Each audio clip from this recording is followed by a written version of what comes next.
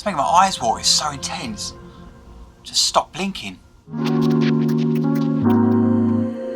Hello everyone, my name's Kai Zammit. I'm a director, cinematographer and writer, and today, thanks to you guys, I get to look at my very first League of Legends cinematic, The Call. Is there a cinematic that you want me to react and break down? Well, if so, consider becoming a channel member. By being a member, you get a deciding hand in what we react to next time. Not to mention you get a really cool loyalty badge next to your name. Right then, let's get on with it, shall we? Play the tape. Oh, we're just getting straight on with it, are we? No, whoa. Oh, he's like a cat, I like him. Normally you get logos, but no, it's just no fanning about, straight in. Wow, look at the designs.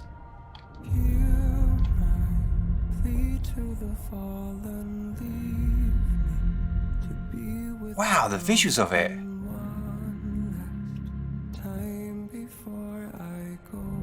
Oh, that's lovely, look at that.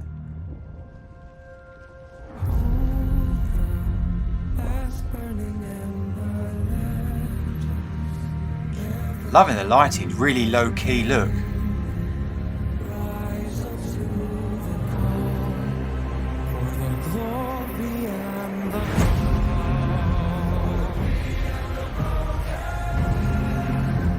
That soundtrack's amazing.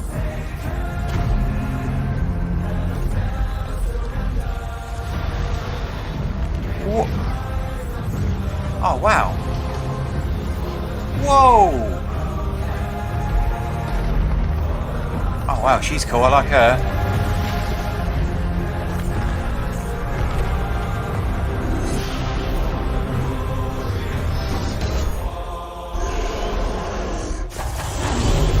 Oh, of course, he's got whoa!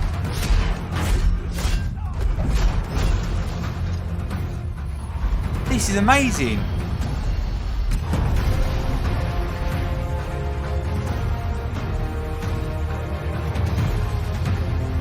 Come on, big boy, let's go.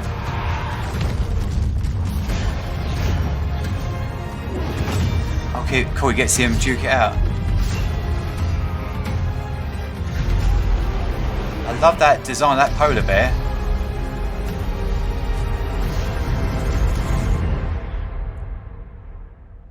What the hell was that?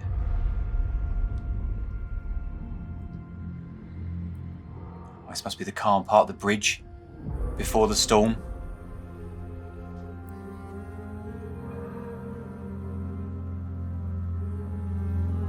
Oh, this is lovely, this bit.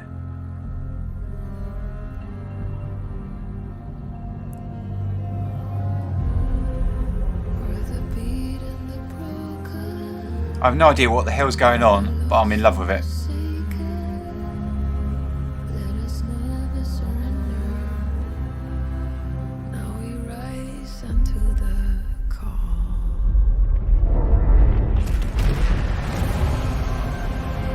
Whoa, I didn't expect that. That character design.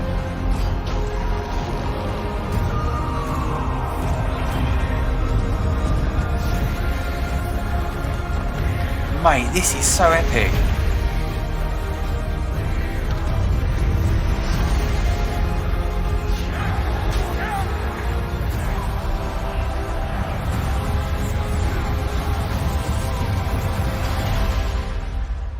Fucking hell, man. For the glory and the fall. It's making my eyes water, it's so intense. Just stop blinking.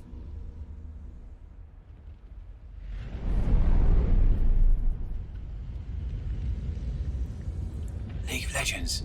Holy shit. God. That's intense. Dude, what the fuck? Seriously, that was the quickest, what was that, 4 minutes and 2 seconds I've ever experienced. My eyes, I think I stopped blinking. They just started watering. That was amazing. I think that's one of the best cinematics that I've seen. It got me pumped, everything. Wow. To start off, it told the story of 4 characters in 3 scenes. So when you see something like this, it tends to be in scenes of 3 or shots of 3. So if there's an epic character reveal, for example, you would reveal that character in 3 shots. So you see individual body parts in 3, and then you get your full character reveal. But instead of it being shots, it was actually scenes. It was 3 scenes. The cat-looking character at the beginning would technically be the 4th scene, but he doesn't come into the main 3 characters or the 4 characters within these scenes. He's there at the beginning, he's there at the end, and a few shots sprinkled in between. His character role is more of a narrator. He's telling you the story of these weapons. All the close-up of the weapons, it supports that evidence that he's telling us the story. He's making them, we see them clashing, we see them all with the route surrounded by the gladiator. It's all about the weapons and obviously the characters that use those devices, and that's why it starts with him and then it ends with him. Any more than 3 stories or 3 different stories told within one story can be a little bit more confusing, or at least you will lose your audience members. 3 is the absolute sweet spot. So then there's the character reveals and those lingering shots on each individual character that we are meant to connect with. By having them linger ever so slightly longer than most characters, it tells us as an audience member that these characters are important and they're an integral part of the story. Especially the desert characters and the Spartan character, it lingers on their face, so we spend more time with them. It helps us create that bond with them. To continue that bond that we're building with these characters, we have close-ups of the eyes and faces, but primarily it's shots of the eyes. But why is that important? The reason why eyes is so important is it tells us everything. It's the most important part of a character. To give you an example, I was doing a little bit of teaching to some students, and I was trying to teach them the importance of where a camera position should be when you want to show emotion. For example, if someone's crying, they're very emotional, they're sad. You want to show that, you want to feel it. There's no point being in the car park filming it. You can't even see what's going on. You need to be up here, show the eyes. They will tell you what you should feel and how that character is also feeling. We also have secondary character reveals, the polar bear character, the other gladiator, the monster. I'm not too sure about the monster. I don't know if that's a part of the game itself, but he also has his own momentum build. By each having their own moment to build that momentum, it tells us as a viewer they're not everyday cannon fodder. These characters are on equal footing with our heroes. Each of the secondary characters have their moment in the sun. We get to see their power. The polar bear guy, he sets off all the lightning. We understand immediately, like, whoa, okay, he's really, really tough. The monster, it's massive. It's causing the other 2 a lot of stress, should we say. The female gladiator, the way she comes crashing down on our hero, and then she points the sword or the weapon at him. What's great about having these moments, it sets the boundaries of between the characters. As I said, we know they're not everyday cannon fodder. These characters are very important to push our other characters. By seeing the secondary characters' power status and the power levels, we see them stop our characters, or at least halt them in their tracks. And what that does, it allows us to go to the bridge of the stories, and each one of them has their own separate one. And what a bridge is basically a learning moment for a character, which leads us to our 5 pillars of storytelling, and each one of these stories had them. So pillar 1, the intro of the character and the world that we're in. We are invited to the world and who the character is that's going to lead us through the world. Pillar 2, the story continues to move forward, or the character moves forward. This is the part where we see the character's powers, and eventually with this part it will lead us to the 3rd pillar, which is the bridge. So then we enter the bridge in this story. Everything slows down, the music changes, the tempo has changed too. Let me give you some examples to show you what I mean.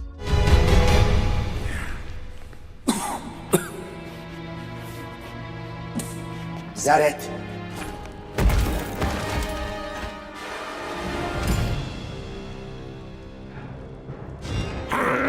No!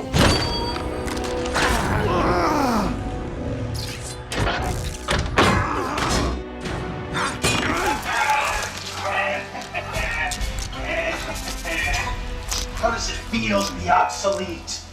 Outclassed by a new model. What normally happens in this part of storytelling is the main character is knocked back, or they have been stopped in their continuing path where they want to go. Their story has halted. Basically, something hasn't gone the way the character wants to go, which forces the character to change. This is primarily where a character will learn. They will grow as a character. They reflect, they become a better human being, or they become a better character. They learn to pick themselves back up. think of it more of an evolution, so to speak. One of the characters is different. Personally, my favourite character. When the camera or when the story returns to her, she has already gone through that growth experience. She understands what she must do. I absolutely love this moment. I think for me personally, this is my favourite part in the cinematic. The character understands what she's got to do, and the younger character, I'm guessing her sibling or whatever it is, she also understands what she's going to do or what her sister or partner is going to do. And they do that without any dialogue, just by faces, just by looking at each other. But more importantly, we understand that they know that because of those eyes. And then we go on to the fourth pillar, the rebirth of the character. They've got that new knowledge, or they've built up their courage, or they've discovered their courage. As I said, it is an evolution, and it is the rebirth of that character. This is the part where you see your characters rise from their knees. The momentum has changed, the story's momentum has changed, and now the story will continue to unfold differently. And finally, the fifth pillar, they beat the enemy, or they overcome that challenge that was stopping them. The growth of the character has come full circle. And this is where you would see your ending, or you leave it open ending like they did here. Then there's the camera movement and that kinetic editing to get us through the story. But what do I mean by this? What do I mean by that kinetic editing, that flow? As an editor or a storyteller, we are guiding you through the story in a fluid motion. If a character is on the left side of the screen and they are running to the right side of the screen, the next shot will guide us through. They will start on the same side on the left and lead us to the right hand side, so it's one fluid motion. Another example is when the gladiator looks up. You see his eyeball, it looks up. And the next shot, when you see all the swords all around him, the shot is also going up. The gladiator, he gets knocked down, doesn't he, by that laser beam. And the next shot after that, as he's falling, is the cat-like type person, cat demon, puts the sword in the water. It matches what the gladiator is doing, so your eyes just flow again with that fluid motion. They also enhance this with match cuts, the frozen cliffs for example. The camera is moving backwards and the shot is long, so basically it's allowing us to take in that information, almost imprinting on our minds. Suddenly there's a cut to a piece of fabric on the floor what the character picks up. That fabric replicates the previous shot. That is known as a match cut. It's almost identical. By using all these techniques, it gets us from A, the start of the film, to B, the end of the film, without realising it. That's why this film, which is 4 minutes long, felt like one. I've got to mention the lighting. One of my favourite things is lighting, being a DP, and this was beautiful. It was so cinematic. It had that low-key look, which means very contrasty, where high-key is very bright, so the background will match the front in brightness. As I said, this is low-key, so it's very contrasty. And by having it very contrasty, that low-key look, some of the shots almost looked photorealistic. So the gladiator, when we saw his eye and we saw his surrounding area with the swords, it looked so realistic. Again, that photorealism. And the reason being is because it's so dark. Because it's very dull, that low-key look, our eyes are only looking at the light spots, and that's how you can get away with things or scenes like this that look very realistic. When it's bright, we can then see the imperfections. We can see that it's not real, that it looks what it is, CGI. And because we can tell that it's CGI in the daylight, that's when it comes to the dark scenes, we're like, oh my God, that looks almost realistic. I know I did when I was watching. I was like, Jesus, look at that. And lastly, the music. To me, this actually felt more like a music video. It had very subtle ambience and Foley. Foley being sort of fabric noises or the character's movement, and ambience being the surrounding area noises. The fact that there was no dialogue helps support that comment about being a music video, or at least in my mind, that it was more like a music video. But it was the percentage that was music. It was about 90%, I'd say, that was music. The other 10% would have been the ambience and Foley. What I love about this is the fact that the music was fitting for the visuals. It was fitting for the story. A lot of storytellers really misuse music, or in this case, a cinematic score. With a cinematic score like this, it's loud, it's noisy, it crashes, it bangs, it wallops. It's an ensemble of all these instruments coming together. And where people go wrong is they'll have all this what I've just described and they'll show them boiling an egg, for example. Don't do that. You need your music to reflect the visuals. You have to treat music like a character. It is a character in your film. It's there to help bring these characters to life. How do we feel what they're feeling? How do we show what they're feeling? Or how do we show what the whole world is experiencing or feeling? Music is a character within a story, but this character speaks directly to us. And there you have it. That was my reaction and thoughts on The Call. I really hope you enjoyed today's video, guys. And if you did, give it a thumbs up, as it really does help out the channel. And would you like to see some more? Well, over there, I've got to put another reaction video for you. I'll see you on the next one. Bye-bye.